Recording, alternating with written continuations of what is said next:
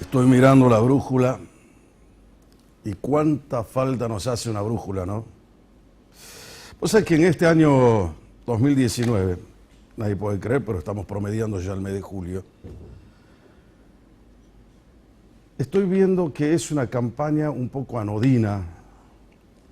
Y eso tiene que ver con vos, tiene que ver conmigo, tiene que ver con la gente, con la población, con el elector. Pedir, suplicar, presionar, para que estas pasos cobren sentido primero entre nosotros y se legitimen después con vos y con el sistema democrático, en la medida en que los partidos políticos o los espacios políticos terminen impulsando gente de calidad. No puede ser que te den un menú preelectoral donde vos lo único que hacer es convalidar lo que los otros ya eligieron. ¿Y por qué digo esto? Porque me da la sensación que hay una mediocridad infernal en toda la gente que se presenta. Habrá sus excepciones, pero de la excepción no vamos a hacer la regla. La Argentina necesita hoy, esta no es una elección cualquiera, es una elección que necesita poner cada uno de los espacios políticos, sobre todo cuando florecen las individualidades en detrimento de las estructuras políticas, a los mejores hombres, a los más talentosos, a las mejores mujeres, a las más idóneas, a las más capaces. Ya no me vengan más con historias. La Argentina no puede quedar relegada. Ah, no, pero hay grieta. ¿Cuál es la grieta? La grieta es entre los que quieren trabajar y los que no quieren trabajar. La grieta es entre los que sueñan con un país que despegue y un sueño que iguale todo para abajo. Es esa la grieta. Entre los 8 millones de argentinos que terminan bancando a 40 o a 38. Qué difícil que es hacer un país, pero hay que construirlo. ¿Y quién lo va a hacer? Y nosotros. Vos, yo, toda la gente. Pero hay que tener conciencia cívica. Por eso digo, si hay gente que está capacitada, que es lo que pide la Constitución Nacional, el único requisito es idoneidad. ¿Qué es la idoneidad? Es esa habilidad moral y técnica para ocupar un cargo, mostrando tu capacidad y a la vez tu habilidad moral, tu ética al servicio de la gente. La política hoy viene bastante confusa y en una actitud que vos mismo seguramente la cuestionaste cuántas veces. Ese divorcio que se observa entre la dirigencia política y la gente tiene que ver con esto que estamos planteando. El dirigente político ve cómo servirse de la política, no ve cómo servir a través de la política a la sociedad. Y así hemos perdido el rumbo. Por eso digo, cada vez felicito a mi equipo de producción cuando le pusieron a este programa brújula para orientarnos un poco, para saber qué es lo que tendríamos que hacer. ¿Por qué en un país como la Argentina, teniendo talentos, teniendo personas capaces, tenemos sin embargo en la política en muchísimos casos a los peores? Ese es un tema central que vale la pena que vos como elector empieces a pedir, no es la cosa ir a dar un beso, una guitarreada, a bailar con la gente, a tomar mate en la vereda. Eso lo hace cualquiera.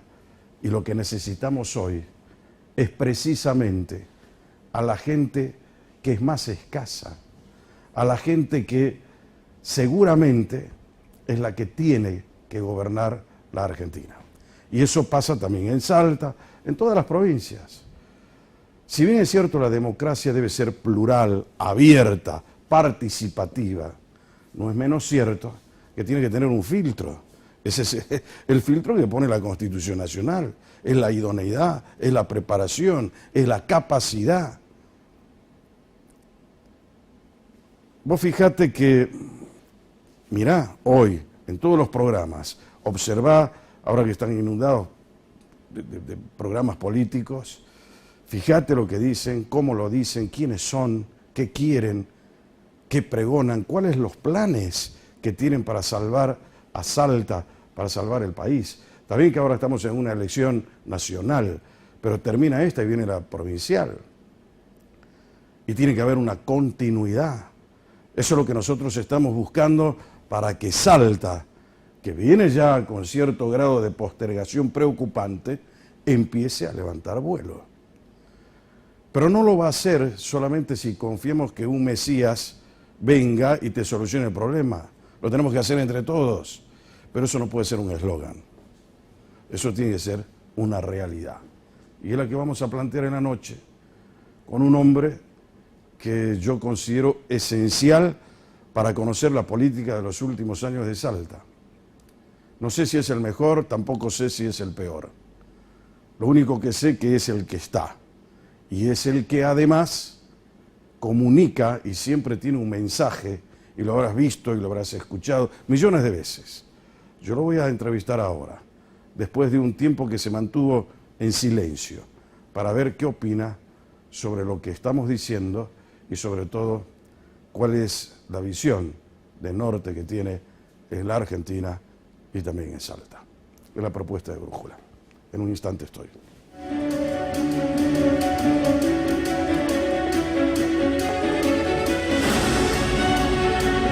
Muy bien, señores, estamos ya en Brújula Política para no dormir.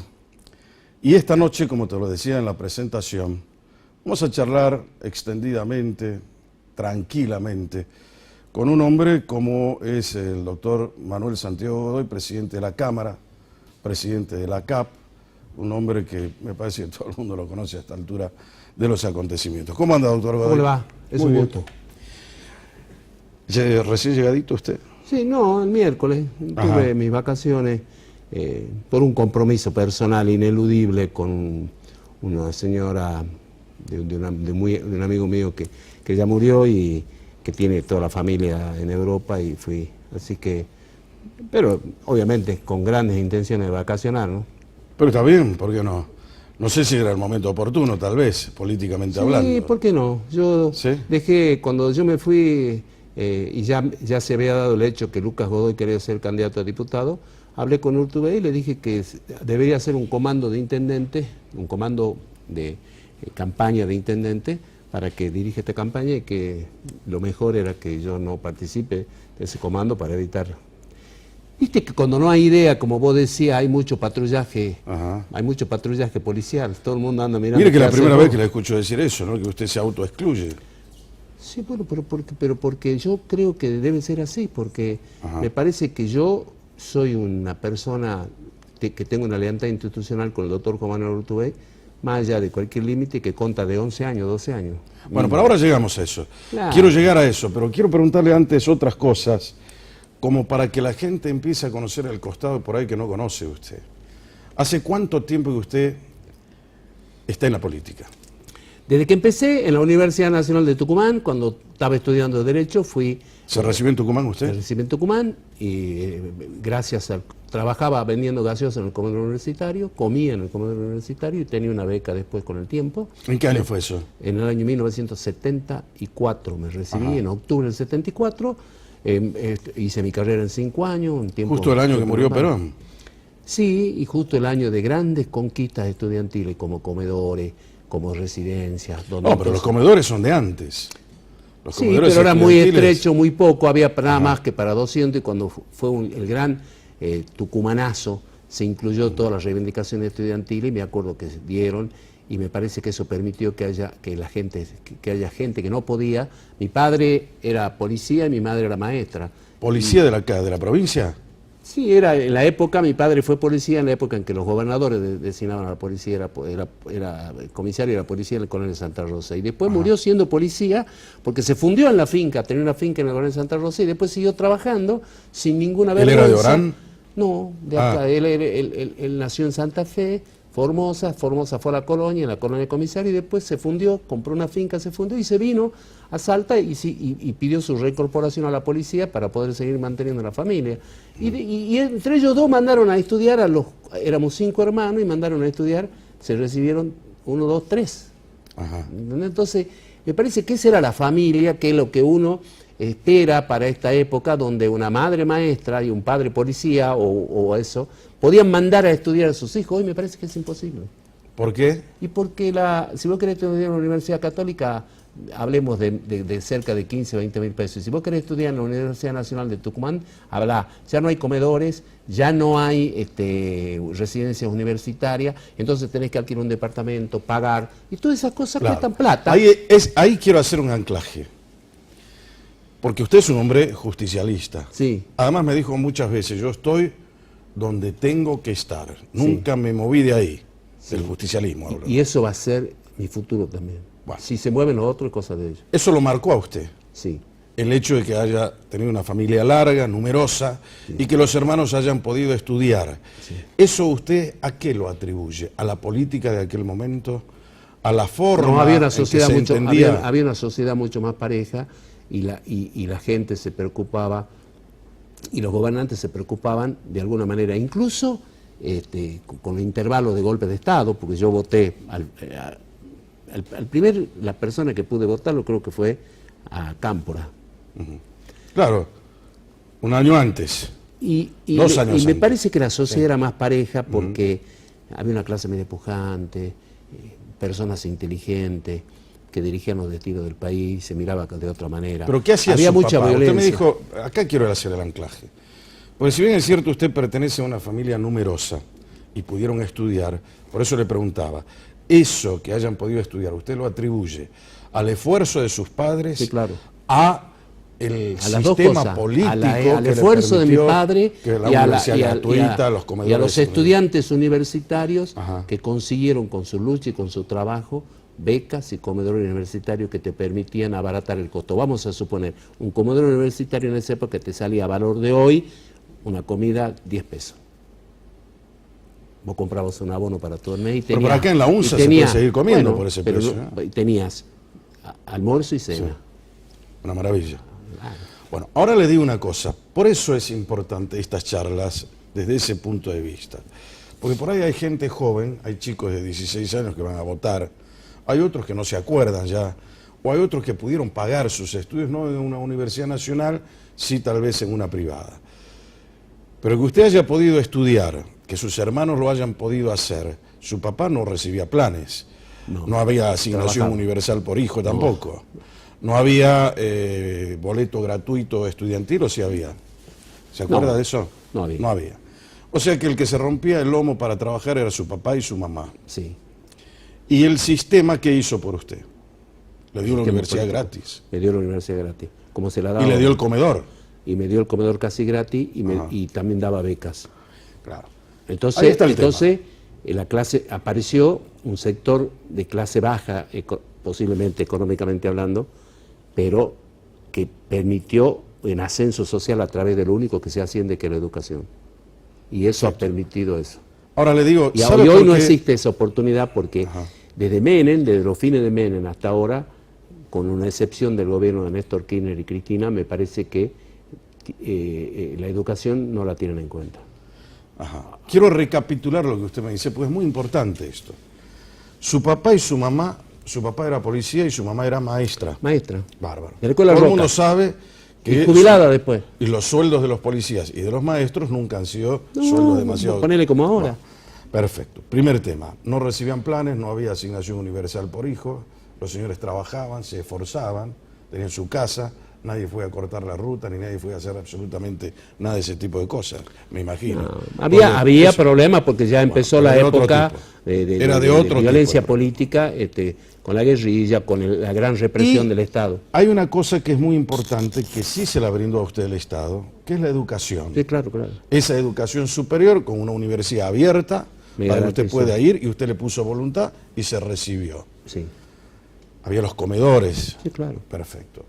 Eso es el peronismo que muchos de los que son claro. como usted, yo por ejemplo lo entiendo al peronismo como una revolución redistributiva. Eso es la clave. Para mí. La gran distribución. En la época, cuando Perón llega, la distribución era el 20%. Cuando Perón asume el gobierno hace 40 y 40. El famoso 50-50 El de Perón. 50-50 que lo pidió en algún momento Así es. Moyano. Pero hoy han cambiado las situaciones. Hoy la gente no quiere estudiar, le das el boleto y tampoco van. Por eso estamos hablando hoy del servicio cívico voluntario. A ver, ¿qué hace el que no estudia ni trabaja? ¿Se rasca el ombligo todo el día o va ahí una vez por semana? y ya estamos cuestionando en la Argentina, no, como gendarmería, que por qué, qué valor puede enseñar gendarmería.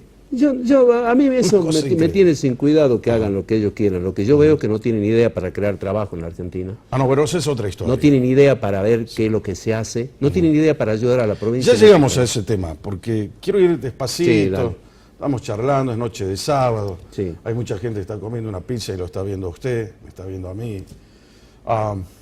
Yo quiero preguntarle, después de eso, en esa etapa de su vida universitaria, ¿usted ya comenzó a hacer política? Sí. ¿Qué hacía en el centro Estaba en un estudiantil? grupo que se llamaba Línea Independiente Antiimperialista, con un montón de gente que está todavía y trabaja aquí en Salta y son profesionales, que eran socialistas y peronistas. Y peleábamos y teníamos el Centro Único de Derecho, o sea, el centro estudiantil, y el comedor universitario, que tenía una delegación, unos delegados. Eran las dos cosas que estábamos. ¿Qué lo Y enamoró otro- del peronismo en ese momento? Porque usted es una persona joven. Y me enamoró.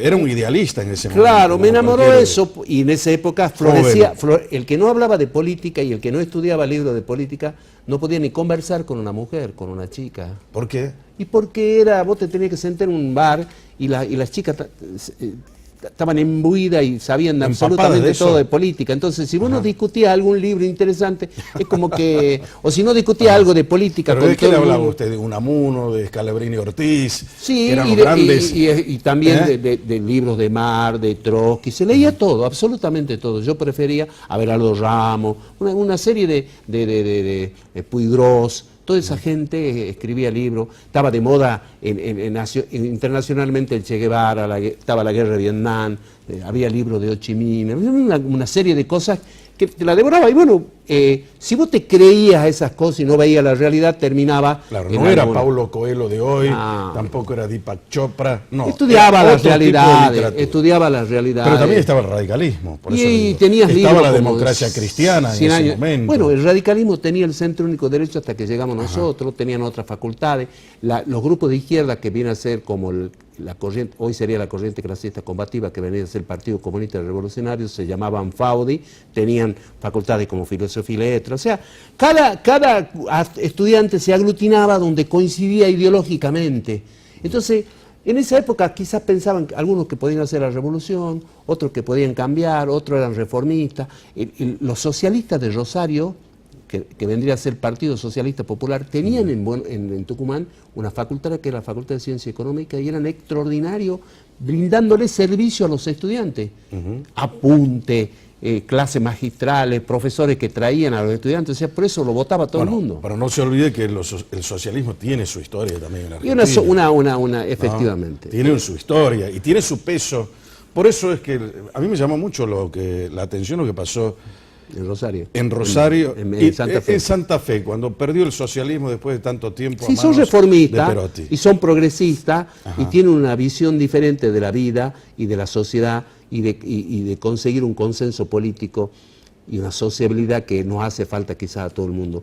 Esto lo conecto con tu conversación de inicio, donde había partidos políticos. Estamos hablando de partidos políticos de izquierda, de De derecha. esa época. Había un partido de derecha. Toda la época viniendo. Después el peronismo hizo resistencia con su partido político, la Unión Cívica Radical, Alfonsín. Bueno, pero el justicialismo nace como un partido de derecha. Nunca fue de Bueno, izquierda. está bien. en esa No, época. pero fue un partido nacional con una conclusión. Estaba Forja, estaban muchos radicales. Bueno, y pero me parece- Forja era radical. Me parece que no era... Sí, pero por eso el peronismo fue una especie de unión con una propuesta determinada para cerrar una ¿Se grieta acuerda usted de para Forja? cerrar una grieta con la clase trabajadora y con la gente que estaba excluida. Y me parece que esta es la discusión de ahora. Pero hoy esos partidos políticos que deberían referenciarte no existen. Pero hay que contarle a la gente, porque usted trajo a colación cosas que son muy interesantes. Forja nació en los años 30 Jauretche. y pico. Bueno, estaba Jauretche, estaba Scalabrini Ortiz, Scalabrini. estaba De Lepiane. ¿Y Forja qué era? Era la fuerza de orientación para la joven Argentina, eso que decía Forja, Sí. ¿no? Y estaban los radicales. Y los primeros en ser populistas fueron los radicales. Pero los radicales fueron los revolucionarios en la época de Irigoyen. Claro. No me digan que no tuvieron en cuenta la distribución, la educación. ¿Pero qué decía De Lepiane con eso? Precisamente lo que está diciendo usted. O sea, hay que tener en cuenta todo eso.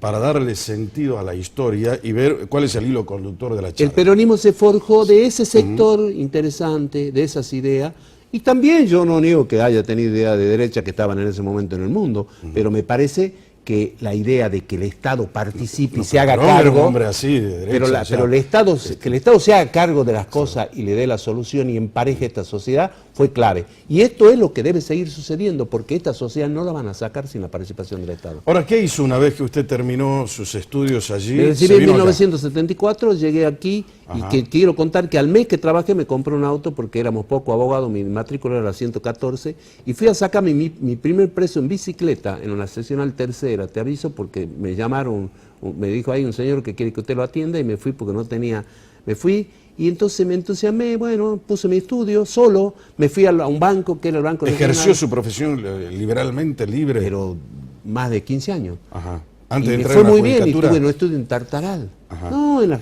judicatura entré en 1983 y después seguí haciendo, yo me recibí en el 74. 9 años ejercí la profesión y me fue muy bien, pero muy bien. Pero porque tenía un estudio en Tartaral junto con Román Salino, otro abogado que ya murió.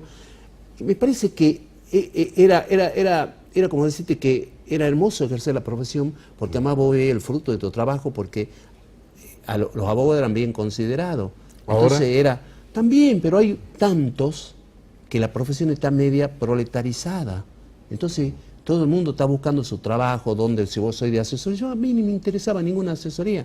Después, cuando aparece Romero, yo fui... Estamos hablando de Roberto Romero. Roberto Romero, yo fui presidente de la Federación de Básquet, en la mejor época del básquet Salta, y ahí fui uno de los que hizo el Delmi con Romero, pero fui presidente de esa sociedad que construyó el Delmi, vicepresidente. Pero antes de eso, Romero me llama y me dice, yo quiero que vos seas juez. O sea, no me recomendó nadie, me llamó Romero por mi antecedente, por mi experiencia, por todo, me dice, yo quiero que seas juez. Yo no podía creer, en una sociedad salteña donde los jueces salían del Club 20, que llame a esa gente, Romero, me parecía un acto de democracia extraordinaria y me entusiasmé. Y dije, no, bueno. ¿Y qué le dijo usted a Romero cuando le propuso eso? No le podía creer y me dijo, yo te quiero a vos, te van a venir a decir un montón que te ofrece el cargo en nombre mío, te hablo antes que te hable nadie, así son las cosas, vos no tenés experiencia en esto. Y bueno, acepté, fui durante 2 años y medio, 3, fui juez formal, que había un poco... ¿Juez de qué fue? De intrusión formal. Ajá. Era el juez más de delitos graves. Y durante 2 años y medio fui juez hasta que un día Romero me llamó y me dijo que él quería que sea secretario de gobierno de Marcelo López Arias, que iba a ser ministro. Y bueno, y yo me parece que fue en el momento exacto, porque me parece para ser juez tenés que dedicarle tu vida. O sea que ahora, a ver, perdóneme. Juez penal tenés que ser... Acá usted acaba de decirme una... Viste que hay coincidencia. Usted me dijo que fue el secretario de gobierno de López Arias. Sí. Es el cargo que ocupa hoy su hijo con López Arias. Claro, eso es una remembranza. Es una coincidencia terrible, ¿o no? Sí, cuando lo nombraron y juró mi hijo, yo me acordaba de mi decía, esta es una revival, ¿cómo se dice así? Sí, un revival. Revival, Sí. Es una cosa así. Un déjà vu, que ya lo vivió. Eso, ya lo viví. Pero quiero decirte que ser juez en esta provincia era extraordinario. Pero yo... ¿Cambió la justicia para usted? Sí, claro, porque vos para ser un buen juez tenés que participar activamente en la investigación en juez penal y tener tu propia teoría de dónde está el delito, todo. Cuando vos no haces eso y le dejas en manos de la policía te hace investigar lo que quiere y normalmente están equivocados. Bueno, ahora le hago una pregunta. Y por eso es que aquí en Salta hay muchos casos sin resolver porque participan policías adentro. Ya pasó con el caso de Cintia Fernández, había policía. Hay muchos casos que no se pasó con el resolvieron. tema de la francesa, pasó con el tema de las chicas estas. Sí, cuando hay policías interviniendo, la justicia le hace caso a la policía. Entonces, en la investigación, y el juez le dice, no, investiga por acá, y la policía, no, es por acá, y te traen pruebas del otro lado, todo si no es así. Entonces, hoy me parece a mí que vos, para ser juez, tenés que tener una personalidad suficiente para que todo el mundo te haga caso, y quizás investigación... Pero ahora quedó offside el juez. ¿Por qué? Porque en este nuevo sistema investiga el fiscal.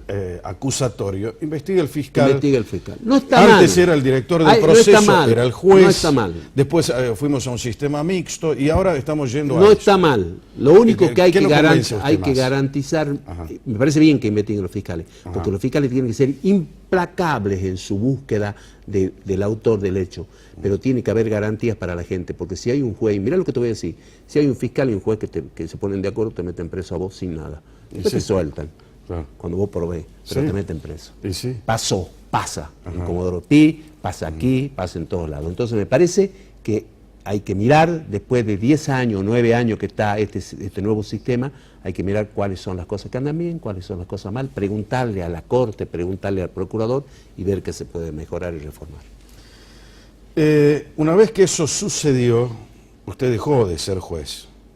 Sí, claro, pasé a ser secretario de Gobierno, tuve 2 años, perdimos la interna con Romero, tenía una interna en ese momento que él lo puso a Hernán Cornejo para que López Arias se presentó a la interna contra Hernán Cornejo. Romero patrocinó a Hernán Cornejo y me dijo, escúchame, si vos perdés te vas, si ganás sos ministro, más o menos. Y bueno, perdimos y me fui. Fueron las reglas del juego. ¿Se fue a la IPS? Y me fui, Romero me dijo, pero como, yo entiendo que Romero me apreciaba, me dijo, andá a serte asesor del IPS. Claro, yo lo conozco, doctor Godoy. ¿Y qué hizo ahí en el IPS? Trabajé en la parte jurídica, o sea, juicio, en ese momento el IPS era una compañía de seguro. ¿Y después? Después ejercía mi profesión y después seguí tranquilo. La época de Hernán Cornejo absolutamente, digamos, era contrario políticamente a él. Después vino Ulloa y después Juan Carlos Romero, no Juan Carlos Romero, sino Oviedo. ¿Se acuerda por qué perdió Romero con Ulloa o no? Sí, me acuerdo porque todos los... primero porque la gente no quería que vuelva más Romero, me parece, y perdió por paliza, y me parece que todos los intendentes, de alguna u otra manera, jugaron para Ulloa, porque siempre juegan a ganador. Repítame, tome medio sordo. Casi todos los intendentes jugaron. Divino. Pero porque yo digo que no es porque los intendentes dijeron, queremos que gane Ulloa, no, porque la gente quería votar a Ulloa. Y los intendentes no hacen más que cumplir la voluntad de la gente. Es lo mismo que hoy. Bueno, ¿sabe por qué le pregunto eso y por qué estoy jugando un poco con usted con eso? Porque los intendentes de un tiempo a esta parte se han vuelto unos jugadores esenciales en la política. Cualquiera quiere decir, no quiero estar con los intendentes, no quiero tener a los intendentes. Evidentemente los intendentes son importantes, pero en aquella época, por eso le pregunté, Romero tenía todos los intendentes y perdió con Ulloa. Sí. La mayoría de los intendentes estaba trabajando con Romero. Pero la gente no lo quería votar. Bueno, pero perdió con Ulloa por eso. Yo te quiero decir, los intendentes son importantes y en esta época de Urtubey son mucho más importantes. Guayar también los tenía en el año 2015 a todos los intendentes. Decía, y terminó perdiendo. Guayar decía, yo tengo todos los intendentes. Y bueno, ¿y perdió? Perdió. ¿Y perdió? Efectivamente, porque pasan algunos temas concretos, reales, donde la gente toma la decisión. Yo creo que la gente es soberana en su voto. Y vos podés un núcleo, insinuarlo, dirigirlo, ven y vota pero la gran mayoría, que es la que decide las elecciones, vota lo que quiere y lo que siente gana y lo que quiere. Ahí voy a llegar en un instante con usted, porque esto que acaba de decir Manuel Santiago Godoy es muy importante.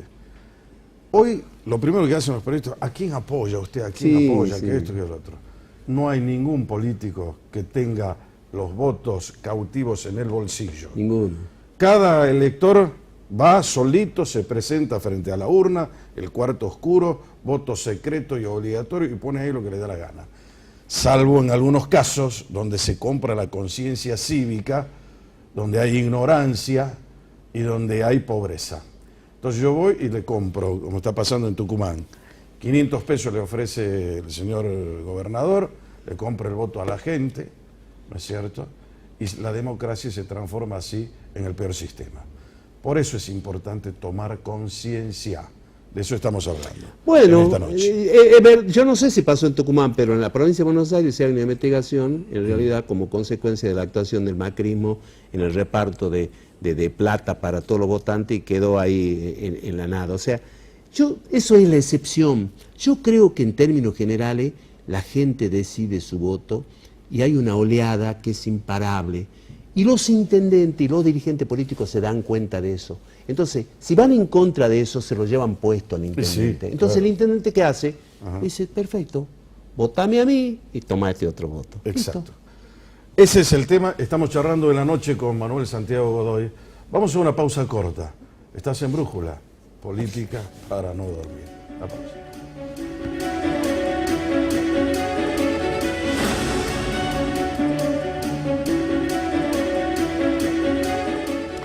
Muy bien, señores, estamos de vuelta acá en Brújula, en una noche divina acá en Salta. Estoy charlando con Manuel Santiago Godoy, creo que todo el mundo lo conoce, ¿no? Pasó todo eso, doctor Godoy, y usted Y en el medio también jugué al básquet. Un montón de llegó a la Cámara de Diputados. ¿Hace cuánto tiempo que está en la Cámara? cosas. Entré a la Cámara ¿Su de primera elección, Diputados se acuerda en o no? reemplazo. No, claro. Entré en la Cámara de Diputados un día de julio, 28, 29, en reemplazo de Juan Manuel Urtubey, que renunció porque ganó la Diputación Nacional. ¿Y por qué era usted el reemplazo de Urtubey? Porque yo era, en ese momento, él era el primero, segundo era una mujer, tercero era Ramos, el cuarto era yo. Y en la lista original entró hasta el tercero, y esa es otra historia, y yo quedé cuarto. Entonces, si alguien renuncia, entraba el cuarto de la lista, y era yo. Pero antes de llegar a eso, usted tuvo un periodo muy importante con Juan Carlos Romero. Sí, claro, el otro Romero. fui secretario de Relaciones Institucionales con el rango de secretario de Estado, o sea, no tenía firma, y era el hombre que hacía la política en el Ministerio de la Producción y el Empleo para... Me parece que esa fue una buena época de Romero, la primera época, porque la sacó a la provincia de las sombras en que la dejó el Partido Renovador, que era Ulloa, que dijo que era Sí, una la famosa provincia frase que era inviable. Bueno, Salta. a partir de ahí Romero creo que orden, producción y trabajo, me parece que acertó en los conceptos y la llevó a cabo un montón de temas. Los primeros años le fueron muy bien y después como todo. ¿Pero lo convenció usted Romero como político? ¿Juan Carlos Romero? Sí, los primeros años sí. Me parece que ¿Cuáles son los primeros años? ¿Los dos primeros periodos? No, la primera reelección de él es en el 99, me parece que fue una muy buena gestión que hizo. No, en 95 empezó Romero. No, la primera elección de él sí. fue en el 99. Sí. Y después ya no, ya al final ya no me empezó a convencer y ya de última fue el candidato, nuevamente fue candidato a vicepresidente Menem, que perdió, vino y eso le alcanzó para hacer la reforma de la Constitución y conseguir 4 años más. Me parece que hizo cosas importantes para Salta. En esa época estaban de moda las privatizaciones, ¿te acordás que privatizó Edesa, Agua del Norte la concesionó, era toda una brújula que seguía así, mucha gente despedida, más de 4 o 5 mil empleados. Después retomaron algunos, me parece que había una época que salíamos de una crisis y después vino el 2001, claro, vino el 2001 y la crisis llegó a Salta, y Romero en eso me parece que era un buen administrador, le dio mucha bolilla al turismo. Pero usted era un alfil de Romero en esa época. Sí, trabajaba con... Era un hombre que defendía el Empecé gobierno trabajando de con Oviedo y después que era el ministro, que creo que era la clave para el gobierno de Romero, me parece, por las Era un ideas. hombre más preparado que tenía Romero.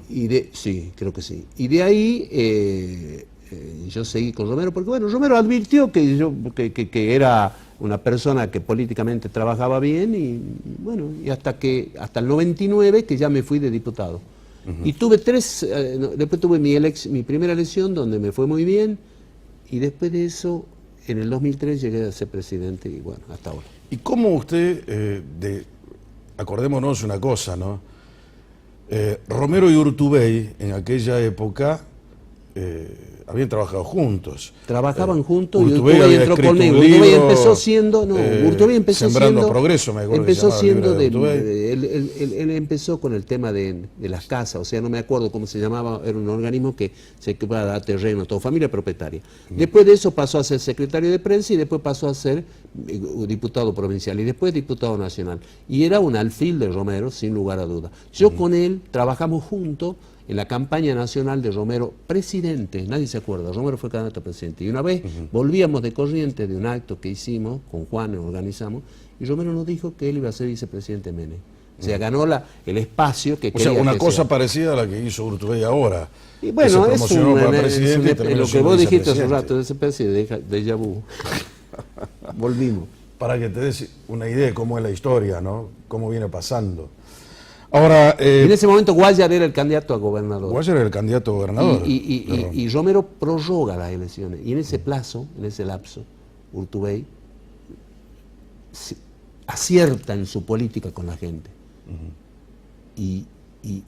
Lo que pasa es que le ganó de guayarismo mano en aquella y época. Guayar se cierra. Él se postuló solo diciendo que él iba a ser gobernador de la provincia de Salta y había un montón de partidos que no tenían a Sí, quién nombrar es gobernador, cierto, ningún pero candidato. él tenía las y terminaron condiciones- alquilando un candidato, ese pero él candidato tenía era las Urtubey. condiciones naturales de un buen conductor. Sí, por supuesto. Me que parece lo tenía. que lo que nadie se dio cuenta es que Urtubey durante sus años de diputado nacional, que creo que tuvo 2 mandatos, se preparó muchísimo, se capacitó muchísimo. Una cosa era el Urtubey del 1995 y otra cosa era el Urtubey del 2007. Pero acordémonos que en la época de Duhalde, cuando él era diputado nacional, fue presidente del bloque. Sí. Del presidente del bloque del Partido Justicialista, en el famoso cuarteto, eran 4. Y después yo veo que él... En un sistema colegiado ejerció la una vez que presidencia. estás en el poder parece que cometes los mismos errores de todo y ya te gusta quedarte, y eso a la gente no le termina de cerrar. ¿Eso me lo dice por quién? ¿Por Urtubey? Por Romero y por Urtubey. Bueno, pero el que reformó la Constitución fue Romero, no Urtubey. Bueno, pero te quiero decir que Urtubey podría haber dicho voy a reformarla de nuevo y tengo 8 años.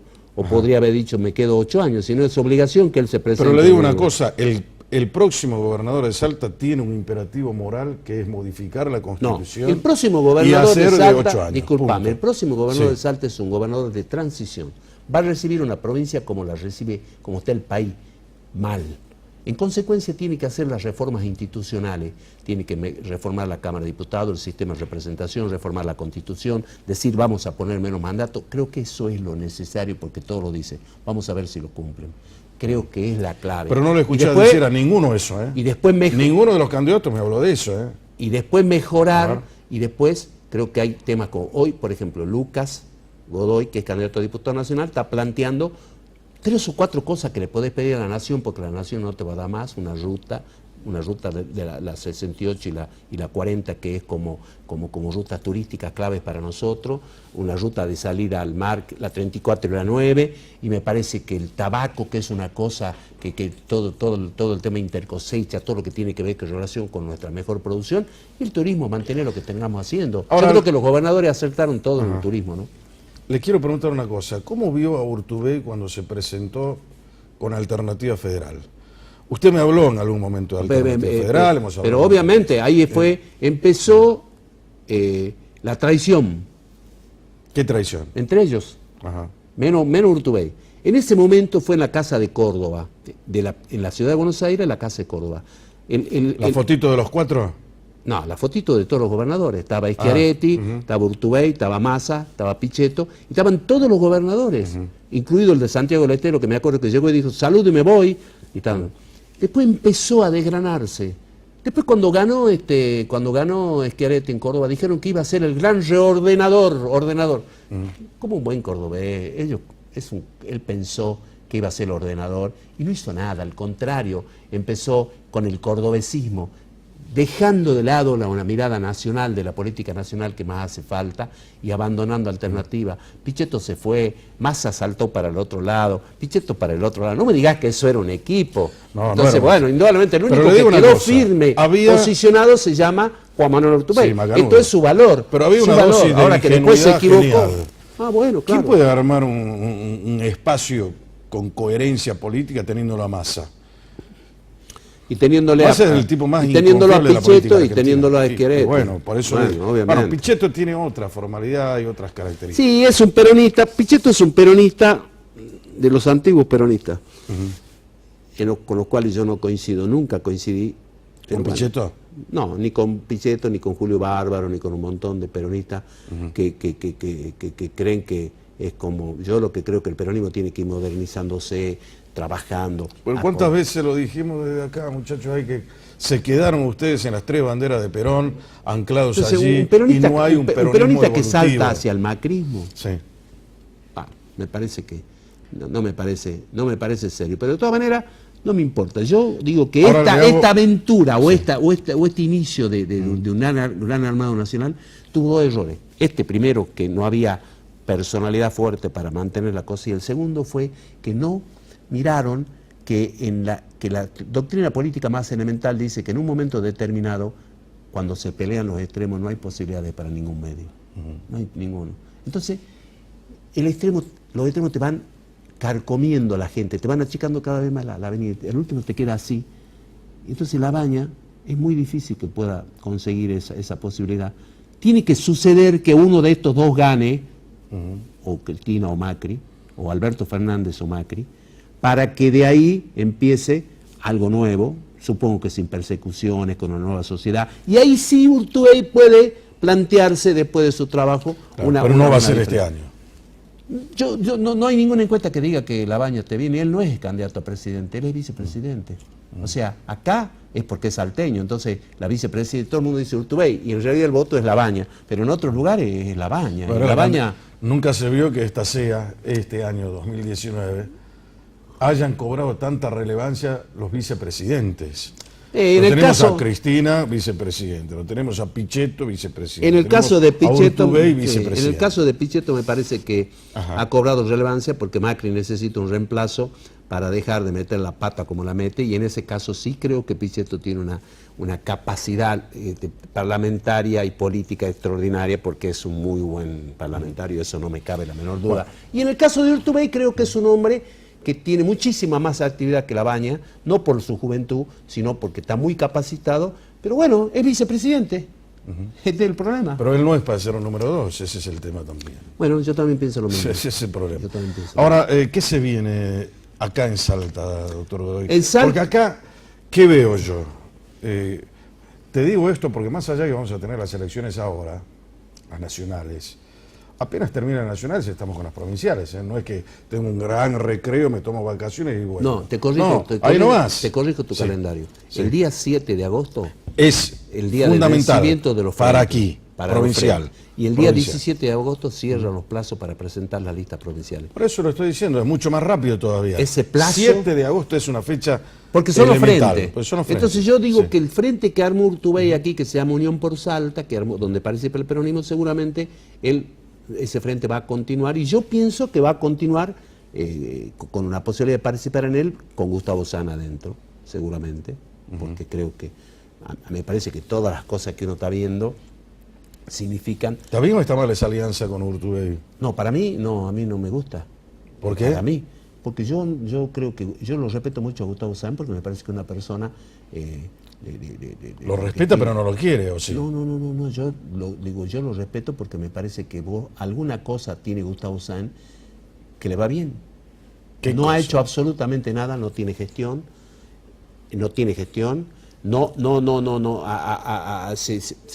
se victimiza casi permanentemente, y sin embargo le va bien con la gente, debo reconocer, en la jerga burrera, él es la fija, y algunos otros donde podemos hacer un frente, podemos llegar a hacer el lance, la sorpresa, nada más, pero me parece que es así porque él encontró, tiene varios logros, él encontró Gustavo un Sáenz. lenguaje adecuado Ajá. para tener una relación con la gente, y en esta época de crisis económica su posibilidad de lenguaje, y eso es lo valorable de Gustavo, es su personalidad. ¿Pero Ahora, qué es un contenedor social, Gustavo Sáenz? no, un si la mimador serial municipalidad, de la la gente. municipalidad no tiene una buena relación. Por eso digo, la empatía.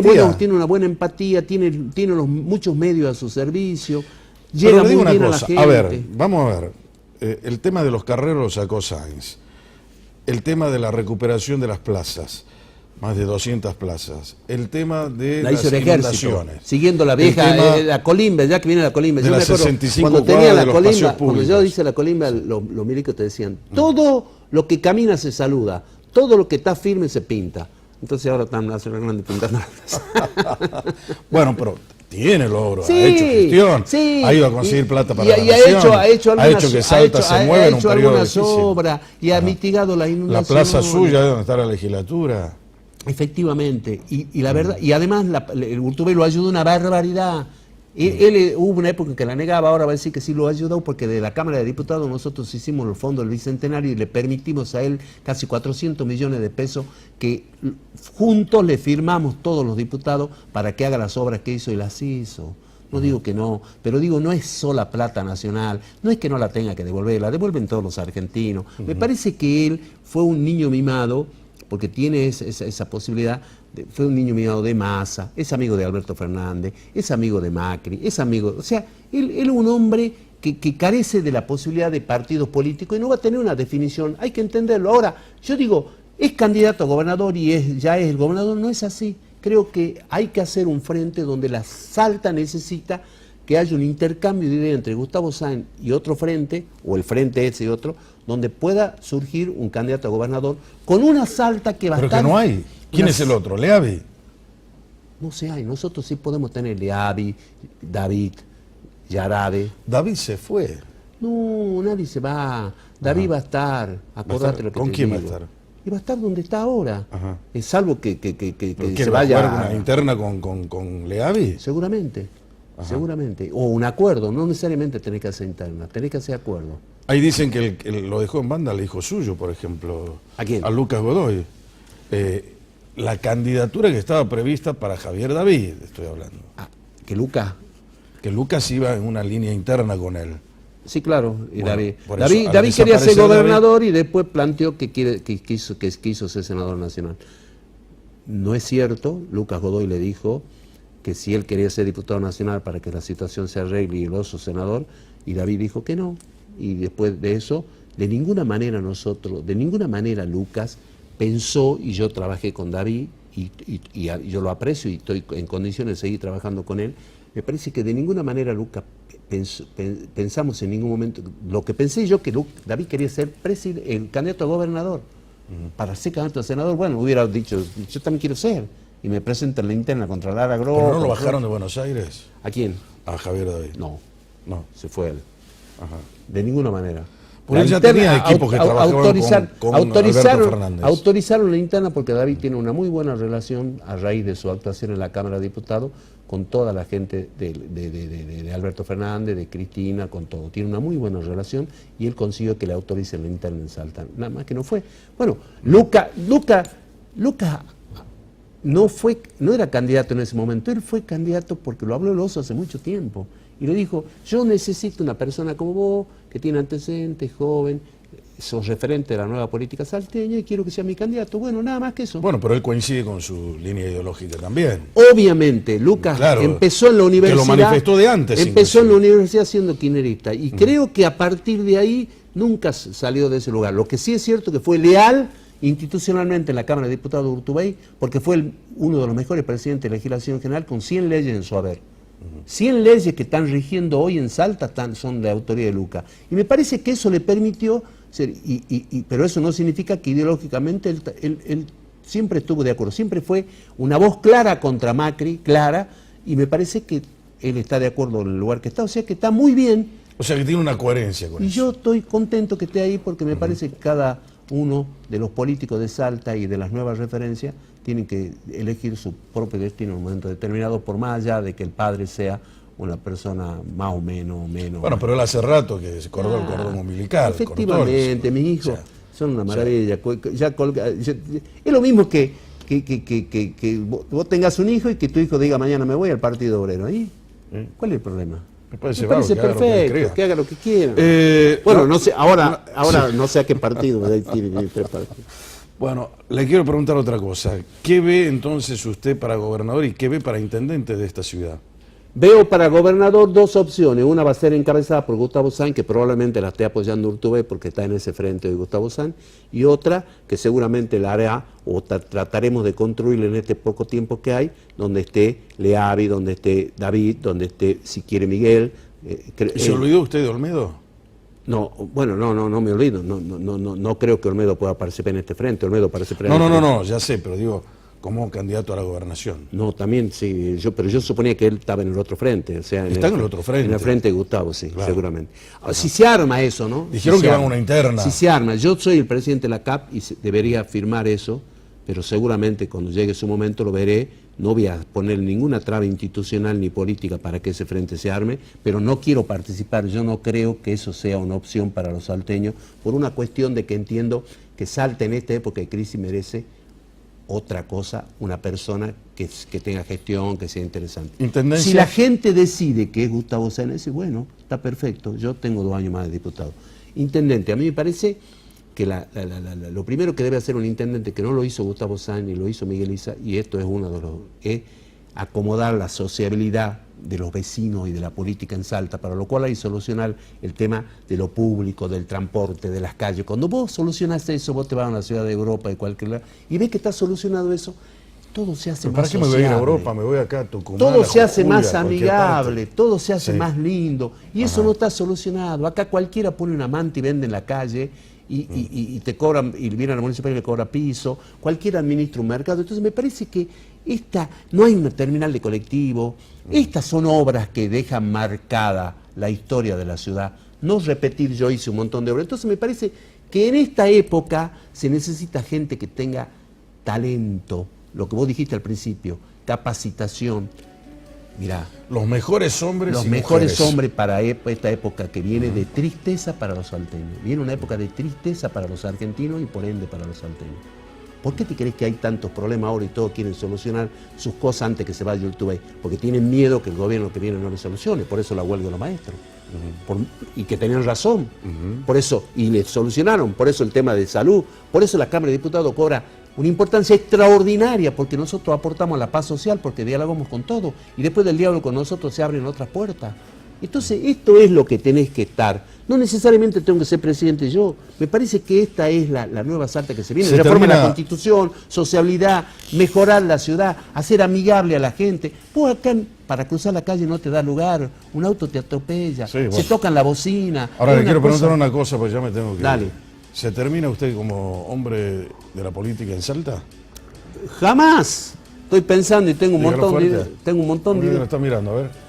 ¿No se termina usted? No, jamás. Esto no lo sigo termina, siendo no lo extingue. sigo siendo diputado 2 años Sí, más. tiene 2 años más. Y pero todavía voy a ver si después de esta, cuando discutamos entre todos, a mí me encanta dar ideas para la ciudad de Salta y creo que la amo a esta ciudad de Salta porque vivo hace 70 años en esta ciudad y quiero que sea la mejor ciudad y no la veo que así sea y por eso creo que Gustavo Sanz no hizo cosas, pero no lo que hacía falta para que esta ciudad sea una cosa realmente linda, amable con la gente. Entonces me parece que tengo idea. Eso no significa que voy a ser candidato a intendente. Yo toda la vez que digo que tengo idea, se lo puedo proporcionar a otro. Tengo capacidad, tengo conocimiento, sé qué debe la provincia, sé cada uno de los puntos que hay problemas para solucionarlo y para ayudar.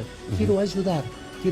Pero también tengo algún sesguito ideológico que no quiero que Macri sea presidente y creo que la gente que respondió a Macri que diga de frente porque vamos a tener varias sorpresas en el futuro.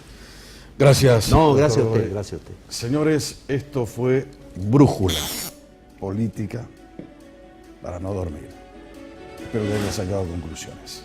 Hasta la próxima semana.